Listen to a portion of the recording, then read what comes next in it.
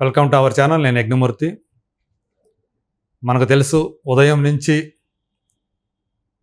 అటు కన్నడ మీడియాలో ఇటు తెలుగు మీడియాలో బెంగళూరులో రాత్రి జరిగినటువంటి ఒక రేవ్ పార్టీ. ఆ రేవ్ పార్టీలో తెలుగు సినీ టీవీ రంగానికి సంబంధించినటువంటి సెలబ్రిటీలు ఉన్నారు. అలాగే ఏపీ వైసీపీ పార్టీకి చెందినటువంటి అలాగే మంత్రి కాకాని గోవర్ధన్ రెడ్డి స్టిక్కర్ ఉన్నటువంటి కారు కూడా ఒకటి పట్టుబడింది అంటూ వార్తలు వస్తున్న నేపథ్యంలో నాకు ఆ పార్టీకి ఎలాంటి సంబంధం లేదు, నేను నా ఫామ్ హౌస్లో ఉన్నానని చెప్పేసి హేమ ఒక వీడియో రిలీజ్ చేయటం, ప్రతిగా ఆమె ఏ డ్రెస్సులో ఉండి ఆ వీడియో రిలీజ్ చేసిందో అదే డ్రెస్ ఉన్నటువంటి ఫోటోని, వాళ్ళు లైవ్ ఫోటోని బెంగళూరు పోలీసులు, కన్నడ పోలీసులు వాళ్ళు రిలీజ్ చేయటం, ఇదంతా కూడా ఒక చర్చకు దారితీసింది సినిమా ఇండస్ట్రీలో. అంటే రేవ్ పార్టీ అనేటప్పటికీ ఎక్కువగా ఎక్స్పోజ్ అవుతున్నది సినిమా సెలబ్రిటీలు ఎక్కువగా ఎక్స్పోజ్ అవుతున్నారు. అక్కడ వేరే వేరే రంగాలకు సంబంధించిన అనేక మంది ఉన్నప్పటికీ కూడా నటుడు శ్రీకాంత్ పేరు, అలాగే జానీ మాస్టర్ పేరు కూడా, వీళ్ళ పేర్లు కూడా వస్తూ ఉన్నాయి.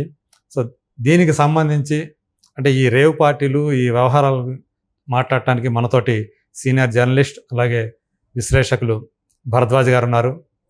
నమస్తే సార్. నమస్తే అండి. సో ఈ రేవ్ పార్టీల గోల మనం తరచుగా 2 నెలల క్రితం మనం చూసాం. ఇక్కడ రాడిసన్ హోటల్లో ఒక డ్రగ్స్ పార్టీ జరిగితే ఒక పెద్ద డైరెక్టరు, అట్లాగే వర్ధమాన తారల పేర్లు బయటకు వచ్చాయి. అట్లాగే లాస్ట్ ఇయర్ చూసుకుంటే ఒక నిర్మాత పేరు బయటకు వచ్చింది, మాదాపూర్లో ఒక రేవ్ పార్టీ జరిగిందని. ఇట్లా ఎప్పటికప్పుడు అలాగే కొంతమంది యూట్యూబర్స్, బిగ్ బాస్ హౌస్కి వెళ్ళినటువంటి యూట్యూబరు అతను డ్రగ్స్ తీసుకున్నాడు అని చెప్పేసి షణ్ముఖ్ పేరు బయటకు వచ్చింది. ఇట్లా ఇవన్నీ మనం చూస్తూ ఉన్నాం. గతంలో చాలా పేరు పొందిన మాస్ స్టార్ సోదరుల పేర్లు బయటకు వచ్చాయి. సో ఇట్లా మనకి ప్రతిసారి అంటే సినిమా ఇండస్ట్రీ వాళ్ళంటే ఈ రేవ్ పార్టీలకి లేదా ఈ డ్రగ్స్ పార్టీలకి కామన్గా వీళ్ళు వెళ్తారు, వీళ్ళకి అనుబంధం ఎక్కువ, వాళ్ళతోటి ఆ సంబంధాలు ఎక్కువగా ఉండి డ్రగ్స్ డీలర్ తోటి అనే వార్తలు వింటూ ఉన్నాం. సో ఇప్పుడు ఈ బెంగళూరు వ్యవహారం, దీన్ని ఎలా చూడాలంటారు?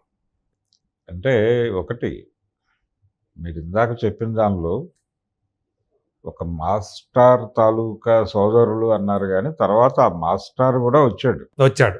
తనను కూడా పోలీసులు విచారించారు. అనేక మంది డైరెక్టర్స్ని మనం ఇంకా పేర్లు మాట్లాడుకోవడానికి మొహమాట పడక్కర్లేదు, కానీ చాలామందిని పట్టుకొచ్చారు. అయితే ఇక్కడ జరుగుతుంది ఏంటంటే, ఆ మధ్య ఒక నిర్మాతని పట్టుకున్నప్పుడు అతను ఫోన్ హ్యాండ్ ఓవర్ చేసుకుని ఇమ్మీడియట్గా దానిలో ఉన్నటువంటి కాల్ రికార్డు బయట పెట్టారు. ఆ కాల్ రికార్డులో ఉన్న పేర్లన్నీ కూడా టీవీ ఛానల్స్లో స్క్రాల్ అయిపోయినాయి.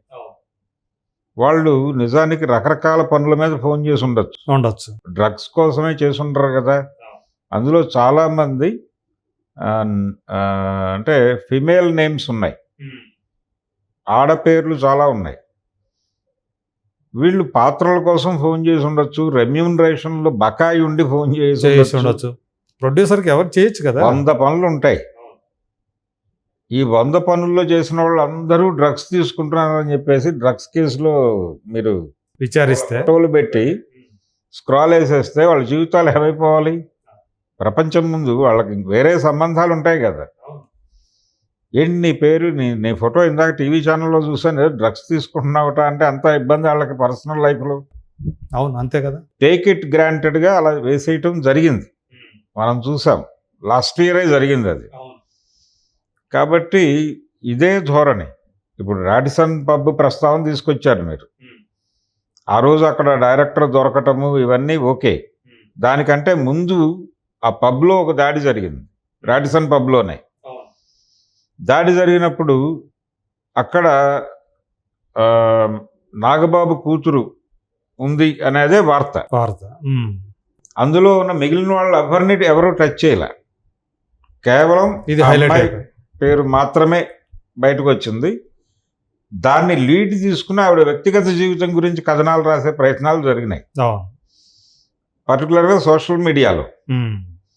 ఇది వాళ్ళ పర్సనల్ స్పేస్కి వెళ్ళి గేమ్ నడపడం కదా, అది ఇబ్బందికరం. రెండోది, సినిమా వాళ్ళు మాత్రమే డ్రగ్స్ తీసుకుంటున్నారు, మిగిలిన సమాజంలో ఇంకే ట్రేడ్కి సంబంధించిన వాళ్ళు డ్రగ్స్ తీసుకోరు అనే ఒక అభిప్రాయాన్ని ప్రజల్లోకి పంప్ చేయటం అనేది ప్రోగ్రాం.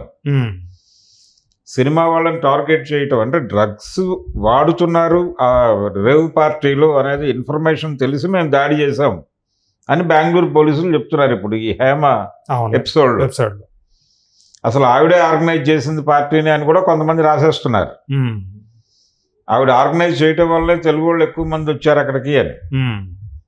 దేనికి ఆర్గనైజ్ చేశారు? మోటివ్ లేకుండా ఆర్గనైజ్ అవ్వదు అది. అదే అంటే ఏదైనా ఒక యాక్టివిటీ జరిగి దానిలో ఏదో మేరకు వీళ్ళు కలెక్టివ్గా పనిచేసి అది ముగింపు సందర్భంగా ఒక పార్టీ చేసుకుందాం అనుకుని చేసుకోవచ్చు. పైగా ఏంటంటే ఆ ఫామ్ హౌస్ కూడా హైదరాబాద్ వాళ్ళదే అని చెప్పేసి, జిఆర్ ఫామ్ హౌస్ అని చెప్పేసి. అదే ఏదైనా కావచ్చు, ఏ అకేషన్ అయినా కావచ్చు. ఒక అకేషన్ ఉండాలి కదా పార్టీకి. ఏ అకేషన్లో చేసుకున్నారు వాళ్ళు, అక్కడ కలిసినప్పుడు అక్కడ డ్రగ్స్ సరఫరా అవుతున్నాయని ఇన్ఫర్మేషన్ ఎవరిచ్చారు? ఓకే, దాడి చేశారు.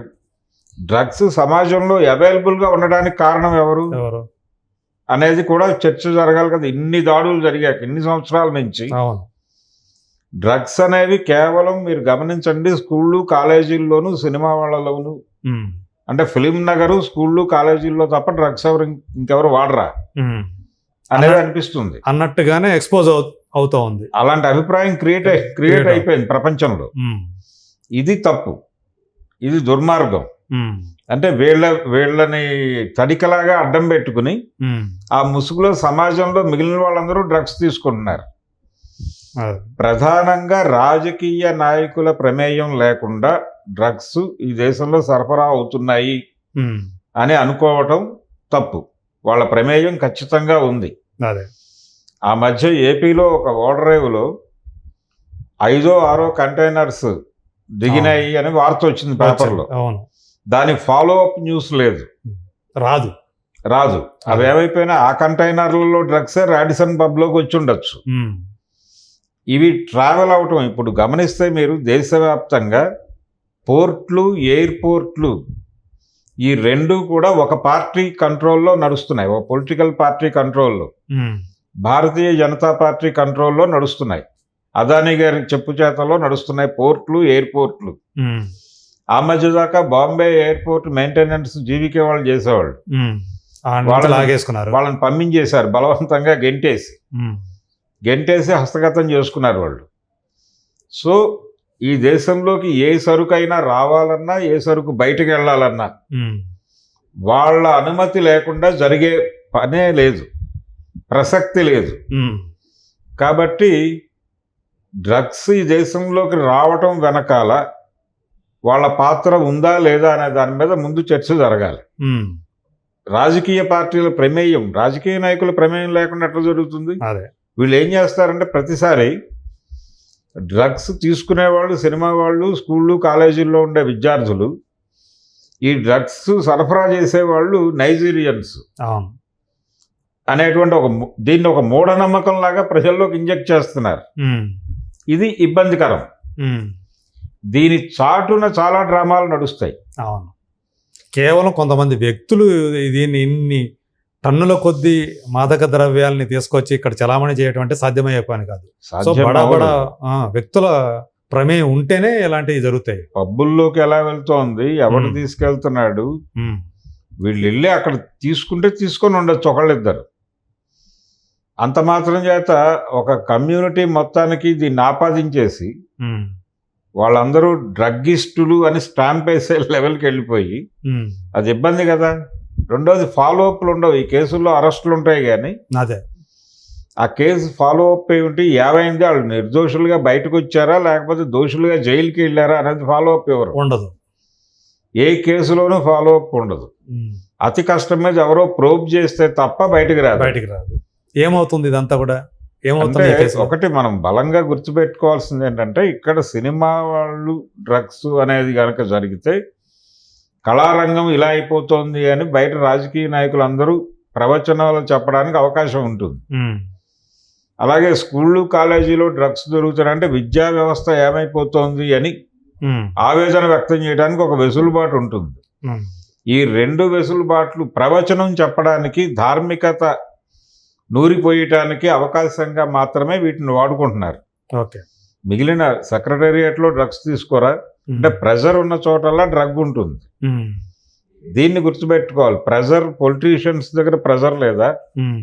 మొన్న జరిగిన ఎన్నికల్లో ఎంత ప్రెజర్ అనుభవించారు వాళ్ళు? ఆ ప్రెజర్లో డ్రగ్స్ తీసుకున్న వాళ్ళు లేరు అక్కడ. వాళ్ళు మేనేజ్ చేసుకోగలరు కాబట్టి బయటకు రావట్లేదు. ఓకే. వీళ్ళు మేనేజ్ చేసుకోవాలనే ప్రోగ్రామే ఉండదు కాబట్టి వీళ్ళు దొరుకుతారు అప్పుడప్పుడు. సంవత్సరానికి 2-3 సినిమా సెలబ్రిటీస్ ఫంక్షన్స్ మీద దాడులు చేయండి, 3-4 కేసులు పెడుతూ ఉండండి, అదే అలా నడుస్తూ ఉంటుంది అనేది ఒక రెగ్యులర్ ఇన్స్ట్రక్షన్ లాగా కనిపిస్తుంది. ఒక సాఫ్ట్ టార్గెట్ అంతే. అదొకటి జరిగితే మనం డ్రగ్స్ గురించి చాలా పద్ధతిగా ఉన్నట్టు ప్రపంచం అనుకుంటుంది. ఆ చాటును మన పని మనం చేసుకోవచ్చు అని పొలిటీషియన్స్, రాజకీయ వ్యవస్థ అనుకోవడం వల్లనే జరుగుతుంది. అందుకని ముందు దాని మీద దృష్టి పెట్టి, నిజానికి సినిమా వాళ్ళు దీన్ని ఈజీగా వదిలిపెడుతున్నారు కానీ వదిలిపెట్టకుండా సీరియస్గా ఫైట్ చేయాల్సిన వ్యవహారం ఇది. ఇండస్ట్రీకి సంబంధించిన, ఇది ఇండస్ట్రీ ఆత్మగౌరవానికి సంబంధించిన వ్యవహారం. వాళ్ళందరూ కలిసి అసలు ఈ దేశంలోకి డ్రగ్స్ ఎవరు చేస్తున్నాడు అని క్వశ్చన్ చేయాలి ఫస్ట్. క్వశ్చన్ చేస్తే మిగిలిన విషయాలన్నీ తేలుతాయి. ఆ పని చేయనంతకాలం ఇలా టార్గెట్ అవుతూనే ఉంటారు వాళ్ళు. Okay right sir, thank you so much అండి. Thank you.